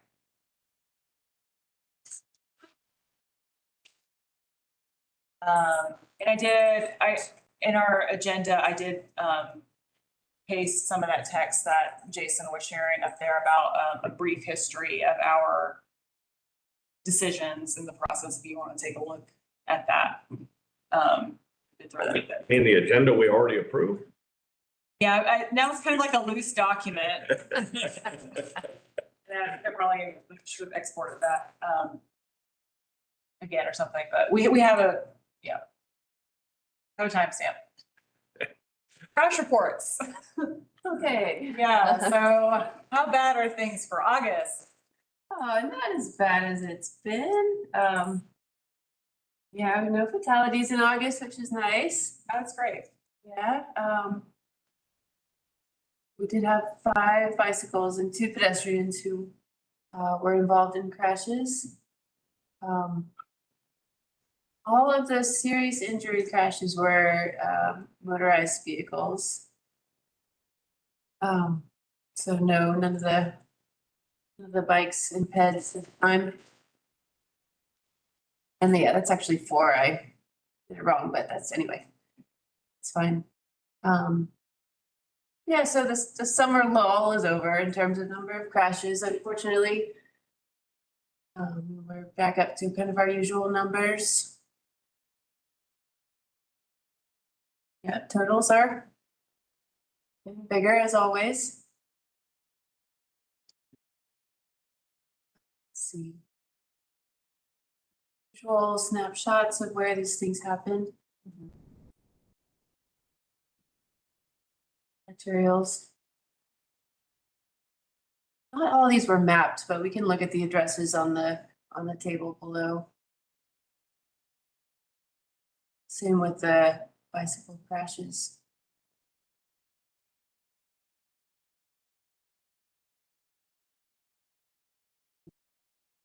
The things that's stuck out about these crashes as usual is that, well, 2 of the serious injury crashes were motorcycles or mopeds. And it's very similar scenario that we've had before. A larger vehicle didn't see them, didn't yield to them. And then the other two were on Oconee Street or Lexington, interestingly.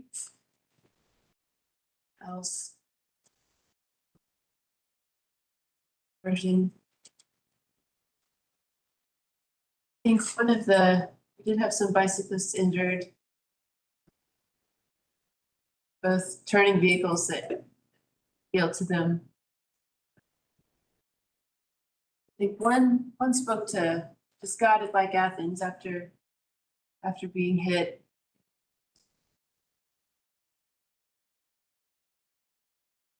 Yeah, yeah, two of the bikes, the three were in actual bike lanes. 3 out of 4. And I don't know if there's a bike lane on Sanford Drive, but it's obviously right on campus, so a lot of bikers. Yeah, I think there is to a point.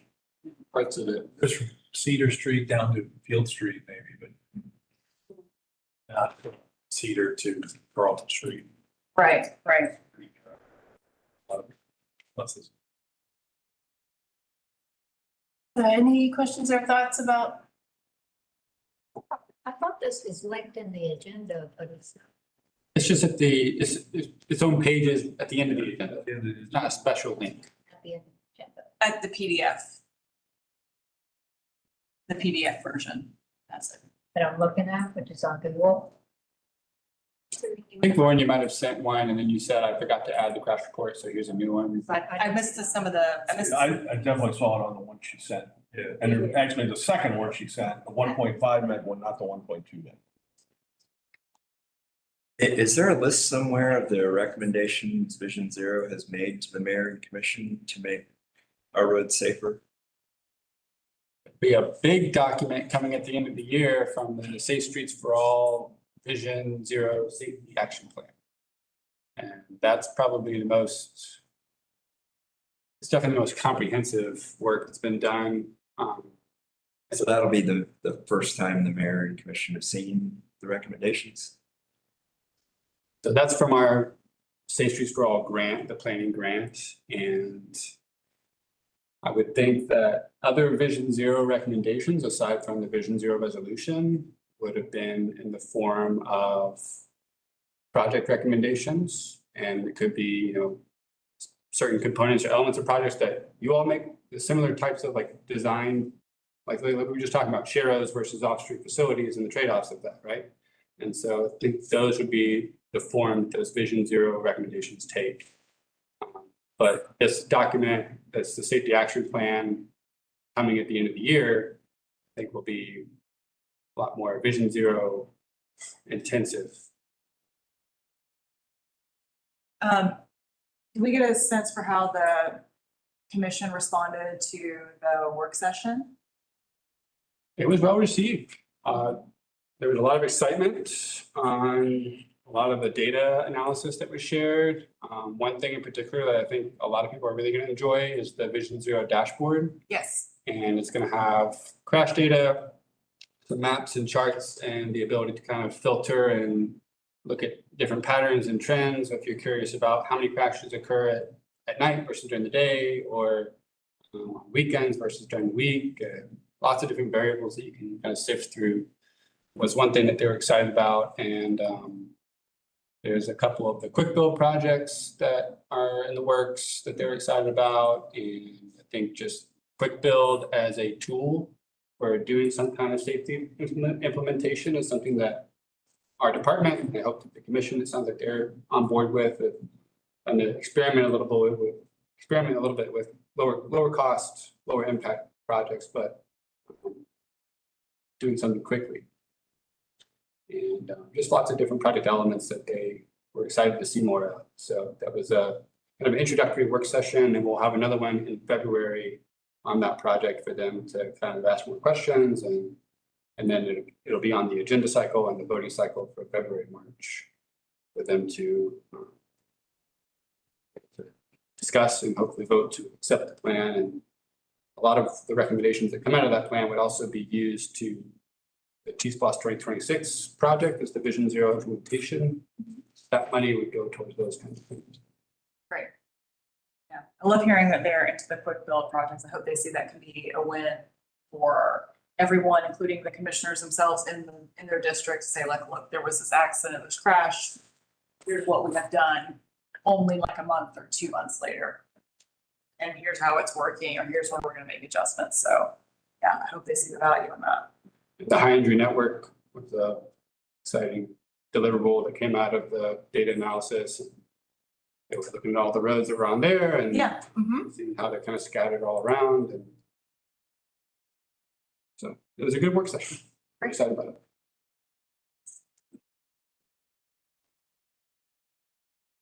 Any other questions about the crash report?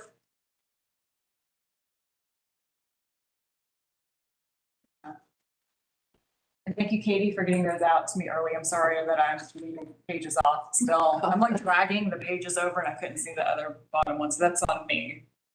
Yeah, Katie, I really appreciate those. Yeah, and one of these days I will put them on the website. And then with the dashboard, you'll be able to look at the numbers yourselves pretty soon. Data is power. All right.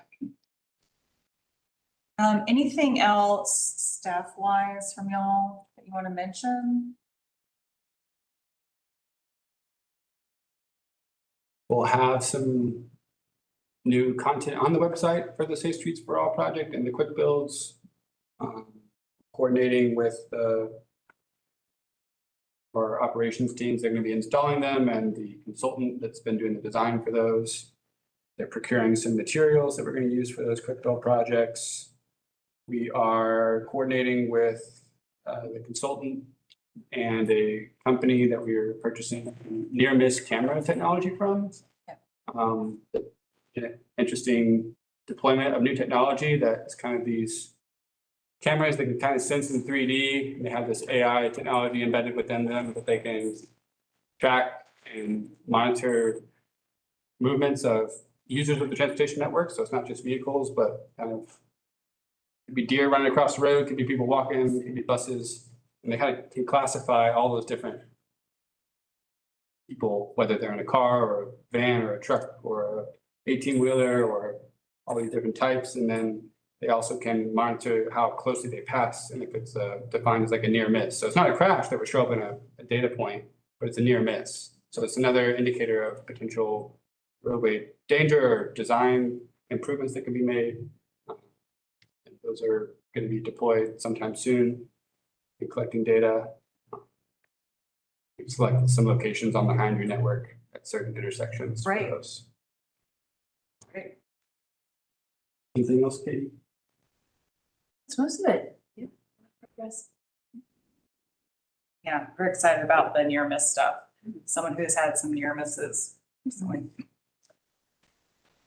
All right, yeah, I will move on to AIM committee and organizations. Anything from the corridor committees? Education communications has been busy getting quotes, ordering stuff. Yeah. Yeah, well, I have been away the last couple of weeks, so I did just, check my emails. I know Daniel has ordered vests and stickers. Right. Don't have any further information. Yeah, so we were looking at the like horizontal versus vertical and thought that doing the horizontal sticker rather than the vertical sticker and then maybe putting sideways. The idea is if you do it this way and then it wraps around, it's hard to see. So my thought process was do it this way and like along the side of the bike rack that you'd be able to see it by like looking at it.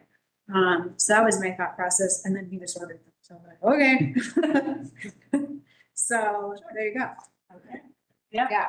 Thank you. Yeah. So sorry I didn't get a chance to get that done before you went on. Well, thank you for helping with that. Yeah. Yeah. So also, I wanted to say, are we gonna do a table for Fortunates? I will be out of town, so I can't do it. But if somebody interested in a table, Porch Fest, and so what will try to share with. Yeah, well, we have planned. I could join in with the consultants. Yeah. They wouldn't mind having all who wanted to join at their table. They'll have This table, the consultant tool design that's going, they'll be doing a pop-up they're gonna have a table? there. Okay. I think they're talking about doing it at the Authentic Brewing location where I think they said that there'll be like a kid zone. Yeah. A festival And- area. We have a pretty big number of the kids fest, so Yeah. be able to give those out. Pretty cool. And I don't know what the ETA for the other size vests is, so we've got a few, almost every size, but the supply is pretty limited. Should have ordered more stickers. Well, we got fun things in the closet. We got little slap bracelets and I hope we got more bike lights and stuff like that. Scotty, you still there? I don't, oh, but yeah, I did ask that we get more, but some bike lights, and also the little books. Yeah. The bike guides. I don't know what that's. Jason, do you know if any staff, if staff are definitely planning to be at the table with Tool at any point of that, or are they just gonna be the one with it? Trying to figure out who our contact would be. Daniel will be a good contact since he's kind of managing this whole thing. Okay, so I'm not sure if he's planning on being there or not, but he would still be able to coordinate where they're setting up, what time, that kind of stuff. All right, so we'll figure that out and maybe I'll get an email out. More information about, how long Tool's gonna be there and if folks want to drop by to help spread the gospel about the plan. Yeah, and in that case, if we will have a presence, we'll make sure to get the stuff from the closet. I organized the closet, I cleaned it. So Thank you. things are easy to find, I think. Easier than they were when they were jumbled.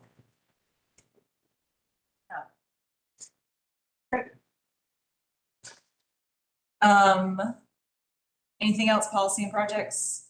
No. Gotcha. Oh, wait a minute. Can we? I'm sorry. It says need new chair. You mean like a seat, a chair? I put that on there. Well, see, I thought I was like back to the chair, so I mean, if you all have, if somebody else wants to do it, you know, speak now, but otherwise, they would have a chair. I think y'all get to vote on that. I don't know if the full commission needs to vote on that, do I? Whatever. I volunteers. Yeah, thank you. You guys don't want me, then. Yeah, We want you. Yeah. okay. I want you as the chair. Thank you. I feel the love.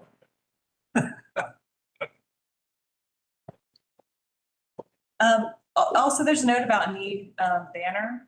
Mhm. That's underway too, right? Yeah, see, the banner, we have the old logo banner that we made. So I want to have a new logo. Right, and your logo. And the banner should be the same size, the same configuration, grommets. One is impossible. But with the new logo. All right, our other committees and commissions, Lane, anything else from UGA? The only thing that I realized I wasn't aware of, but we're creating a new sidewalk back in the intramural field area. Kind of from the parking garage back to the tennis court. Increasing popular pickleball area Yeah. now. It's kind of a curvy, especially at night, dark area. They're putting some lighting in, so the sidewalk is certainly welcome because there was nothing before. It was just vehicles and people walking in the street. Yeah, so there's gonna be a sidewalk there? There's a sidewalk there. Thank you very much. Wow, yeah. Take credit. I happened upon it myself when I was driving back there. I didn't. Wait, so it's in place?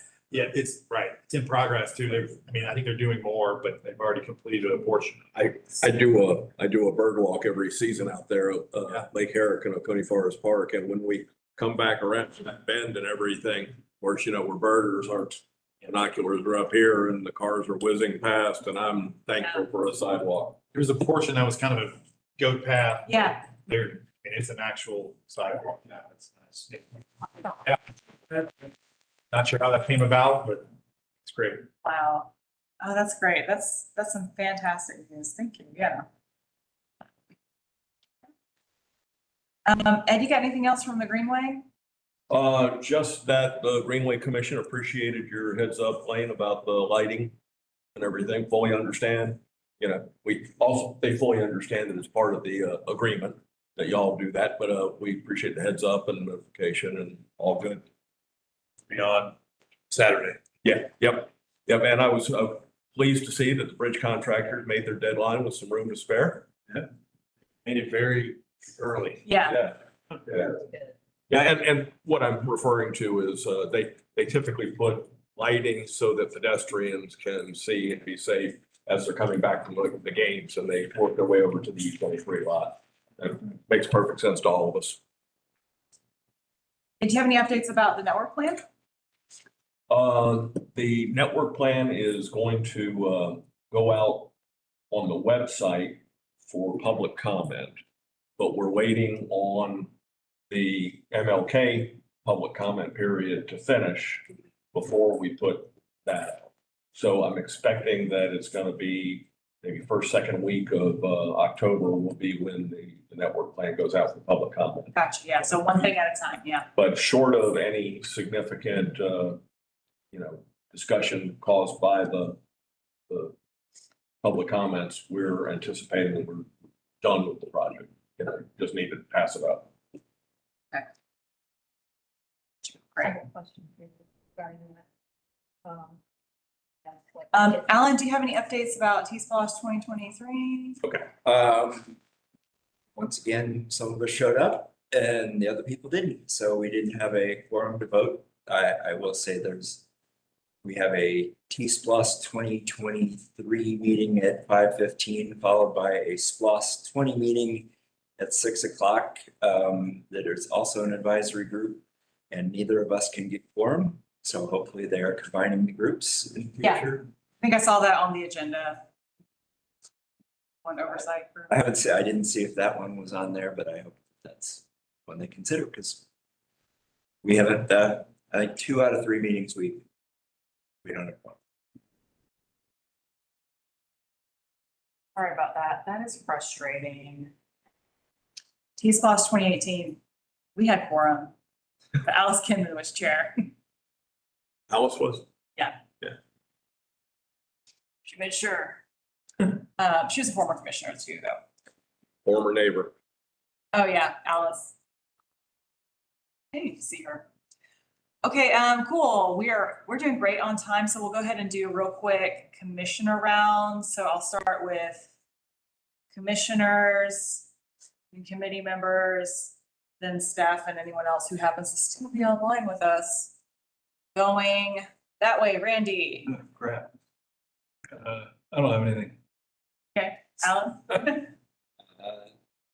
Nothing, although I did see your Winterville multi-use path the other day. I'm excited that that's gonna open one day. Firefly. A little early, but coming up October 25th, if you find yourself in need of a trip to the landfill, there will finally be a motivation. Vulture Fest will be happening out at the landfill. If you're not familiar with this, it's a family-friendly, educational sort of event that's super, super cool. I think that this is going to be the 11th or 12th one. I know I've volunteered for all of them. Okay, yeah. And looking forward to it. I will briefly share one of my favorite things. They will take a shower cap and put it on the kids' heads, and then take a bowl of oiled noodles and dump it on the kid's head, demonstrating the desirability of being bald if you were a vulture. That's great. So sick vultures on the kids at that point. Well, the ones that don't move too quick. Yeah. But yeah, no, Vulture Fest is a cool thing, and it's definitely worth coming out and visit. Nice. Teresa, you got anything? Just be safe out there, please. Like, I guess I'm always reminded how much I love the Greenway when things like the UGA bridge is closed and not being able to use it for so long, and I'm so happy that it's back open, so. Indeed.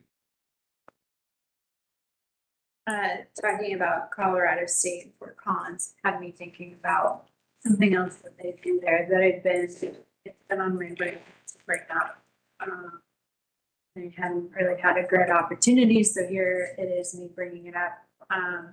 They had this event called Bike to Work Day, which would be a really fun thing to bring to Athens, and I have no idea how to do this.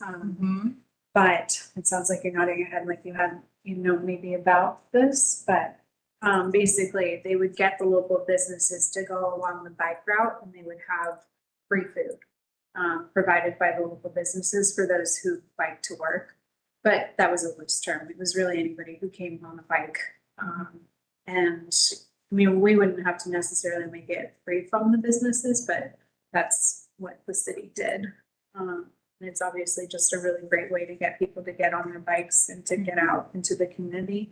But then even the city would have opportunities to get input from the community of like which routes they used.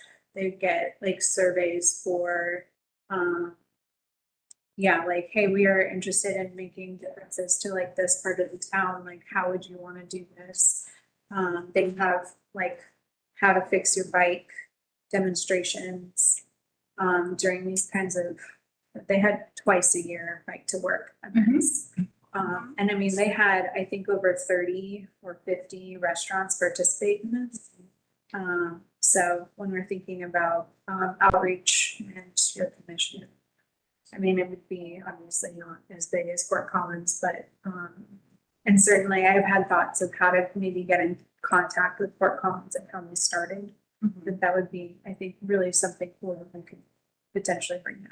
So just a slight aside, have we scheduled that bike audit? Is that scheduled? yes. Oh, thank you.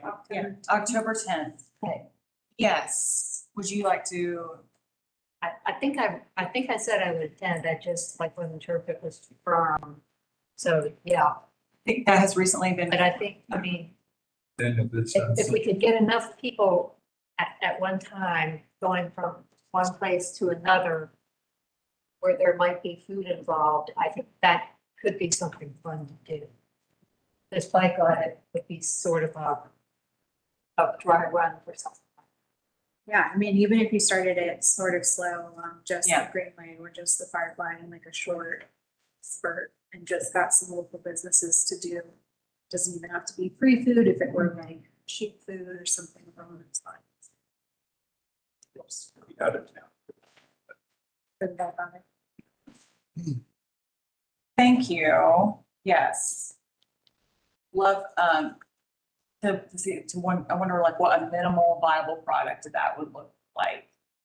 And every time like May comes around, which is bike to work month or something like that, I'm always like,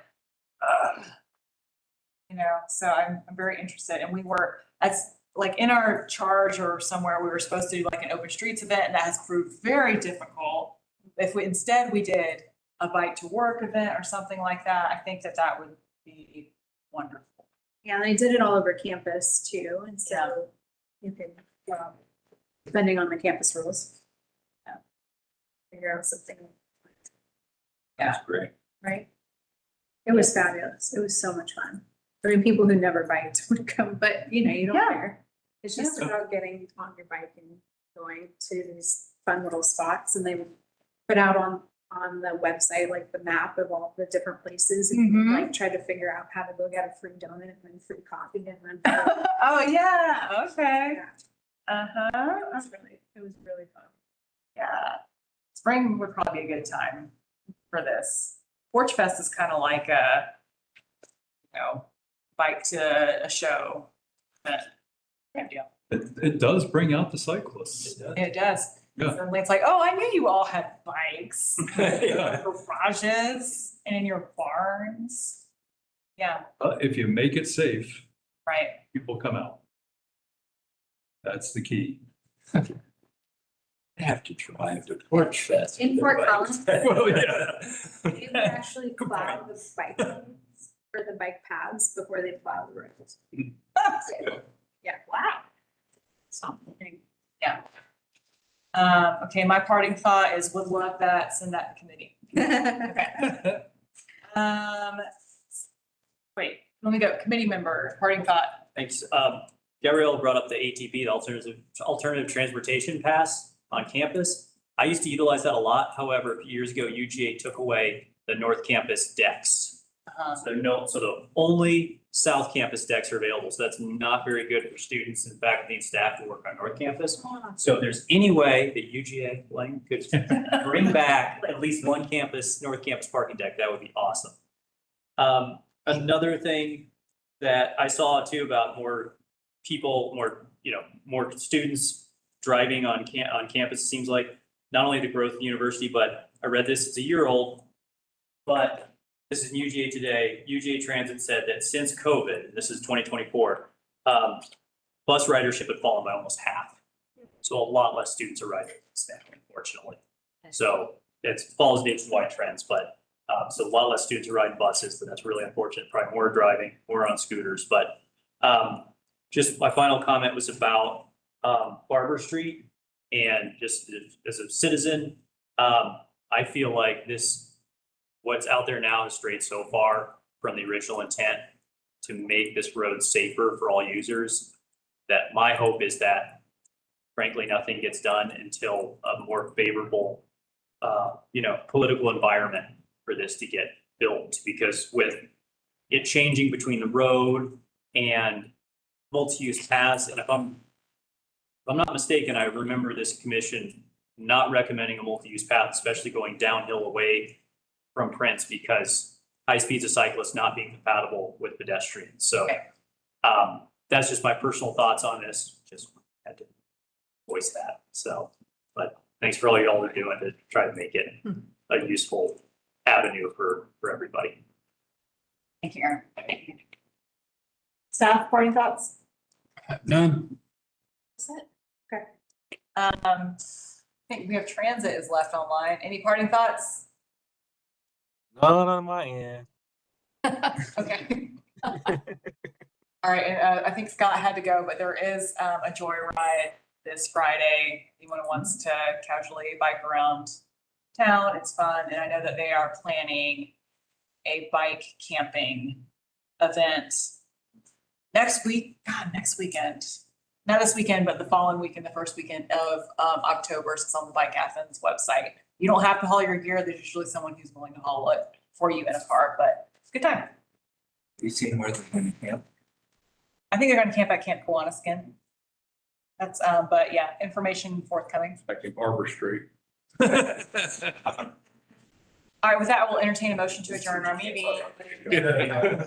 Teresa, second from Gabriella. All those in favor? Aye. Any opposed? Get out of here. Bye. Thank you, Jason. Good job. Thanks, everyone. Yeah. Yeah, I tried that whole bike to work thing once and my partner said get a lot of the bedroom with your bicycle.